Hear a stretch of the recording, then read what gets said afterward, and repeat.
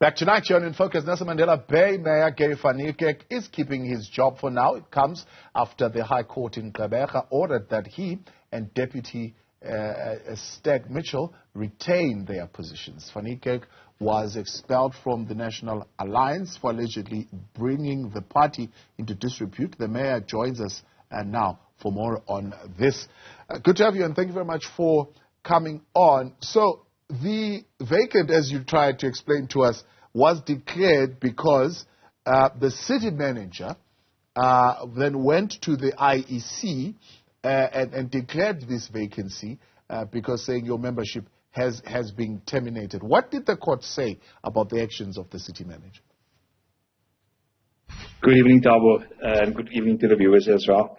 Thabo, it's a pity we don't have the imposters represented tonight here on your show.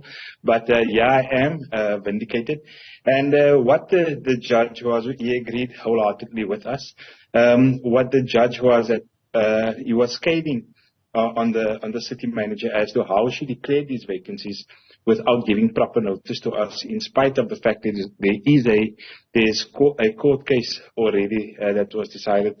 And then we had an agreement as well. And then you have the Structures Act. So we had three. She breached three laws or acts by not declaring these vacancies properly. The first thing that she had to do was exercise due diligence, which she didn't do. She was supposed to notify us, give us 48 hours to respond. She was supposed to find out from the IEC who are the authorized people to write to her. She didn't do that. And based on that, the judge said he can see what's happening. And of course, what happened on your show last week when Mr. Bevan Brown himself admitted in the last question that you asked him, when he admitted that they had no authority to write to the city manager, they had no authority to write to the IEC, they had no authority to declare these vacancies. They are not part of the party. I'm not back for now. I am back. I've always been part of government. I've always been part of council.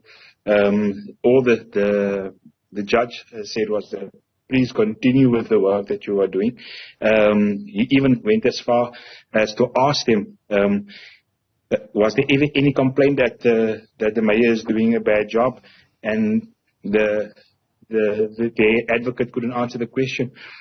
So we all know what's all behind this. It's the city manager trying to keep her job by declaring our vacancies in our party, and hopefully by doing that she'd get our three seats out of council, and then the balance of power swings the DA's way. Mr. Bevan Brown made no bones about it that he's actively campaigning for the DA as well. Yeah. So I see that the response from the city manager is that she was not in court, but she was merely carrying out her statutory functions. But there is a sense that you will be pushing very hard for her suspension, at least. Look, what's transpired in the last couple of months. We received an instruction from the Minister of Finance, who told us in no uncertain terms that no grants will be, our next tranche is due in December. If we didn't take disciplinary action against the city manager who's out on bail, then he wouldn't release those grants. And who suffers in the end? It's the residents of the metro. So I needed to decide, am I going to put my own interest first? I knew that she was going to come for our party. She's done it twice in the past. 4 times these imposters have written to her, and twice she has declared it. Every time it is when the Northern Alliance, in the past it was still the Northern Alliance and now the National Alliance, went up against her. She declared these vacancies by listening to these imposters. They knew they had no chance in court. That is why the city manager decided not to appear in court, but rather she rather decided to abide by the ruling of the court. Every time that we've been to court thus far, the court has ruled in our favor, including costs. And we have now, just the other day, we've instructed our advocates and attorneys to make sure that we recoup our legal costs that we incurred in all these cases. So what's going to happen on Friday in council? Tomorrow morning we are having a council meeting at 9. There's only one item on the agenda. We already had our caucus meeting as a coalition, our coalition of 62, and our coalition has decided that we've looked at the reasons that she's given, and we'll expand on that in council tomorrow. And we are very much in favor of the fact that she should be suspended, and that will be what we're going to propose in council tomorrow. Right. That is the item that will be before council tomorrow. So that's the work of government, but of course there's also work that still needs to happen in your own party. I see you had some of the founding members like Noel Edgar there supporting you in court, and they are fully behind you, saying, well, these other members, if they are unhappy, they must go start their own party. And how are you going to settle this particular issue then as an organization? I think if you read the line just before that in one of the articles today, you would have said that she pointed to the heart that forms part of our emblem of our party. This party is based on love. We know that it's hate. You know, we are northern areas based party, and the killings in the northern areas is what started this party. We wanted to put a stop to the killings in the northern areas. Now these gentlemen that have now come along, it's exactly their kind of behavior that divides us, and us as the northern areas, us as colours in the northern areas. And it's that kind of hatred, that kind of thinking. Their psyche is to steal, is to rob, and we've gone. And we are on record as saying is these guys have now written the book on how to steal a party illegally, I should add. But in terms of these guys, look, we're depending on the courts to rule on this matter. We dealt with part A, we're now going to deal with part B whenever the case comes up against, when the judge deems it necessary for the case to be on the roll again. But the part A was the interdict to stop the IEC from declaring the vacancies, and the judge pronouncing that we are still indeed councillors, and I'm still the mayor of the metro, and I have been the metro a councillor and the mayor since the declaration was made. It's now just a matter of us proving it in court that we are the legitimate leaders of this party. And like Muriel Edgar said, if you're really feeling so passionate about getting involved in politics, go and start a political party. Do the hard work that we've done before the elections. We ran a campaign with zero money. And what we did, the reason why we are where we are today is because we ensured that people got services delivered even when we were out of government, and we want to continue doing so while being in government with myself as the executive mayor of the metro. You've also laid charges against Mr. Brown? Yes, I've laid charges against the city manager, and remember they've colluded. The city manager has colluded with this group. Remember a couple of weeks ago, like Mr. Brown was trying to explain last week, they were still very much the Northern Alliance. When we produced the documentation that we changed the name as the Federal Executive Committee. We've changed the name, and we've been trying to do so since last November 2022. All of a sudden, we received a letter last Wednesday to say we must appear before the disciplinary committee, but I have explained that issue already. It's only the ingeniousness of the city manager that told them, forget about the Northern Alliance, write to me as the National Alliance, and I'll be forced to accept the correspondence. And that collusion is fraud and corruption. And it had dire consequences in the last couple of weeks in our metro. And based on that, I've gone to Humid Police Station, where we received a case number, and I received a call from the Lieutenant Colonel this afternoon to say that she is investigating this matter, and it's quite serious as well. Yeah.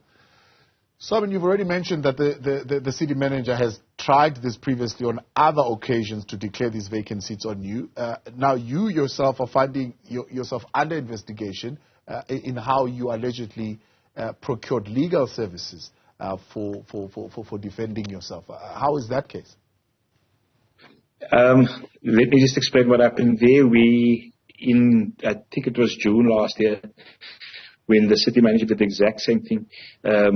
I was still a councillor. I was still on the database of the IEC. I was still the party leader. I was still the authorized person of the party. And the city manager, even though we got an interdict as well against the city manager, she went on and she went further by instructing the security guards not to allow us into council chambers, which is the Feather Market Centre.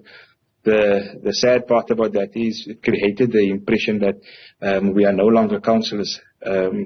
So in the end, about 4 months later, when she lost all the cases in court as the city manager, eventually the IEC had to write to her that letter that you read out last week, that I am the only legitimate person, the authorized person to write to the IEC. That is when we got together and she called us in to say, can we just come to an agreement to put this to an end? We said, we're not here to fight. We want to deliver services to our people. Look at the state of the northern areas. That's our constituency. We want to deliver services. We signed that agreement. Now, the actions, I was speaker at the time, and I was acting in the best interest of council. I was protecting council.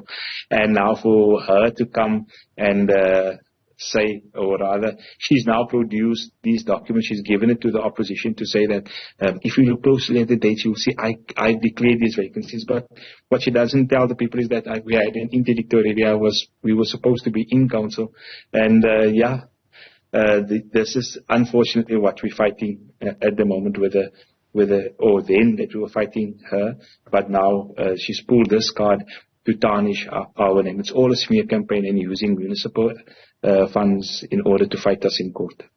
781 million rands is at the heart of this that needs to be released also. As Treasury has said, you need to take action against the city manager before I release this. How soon do you see that grant being released?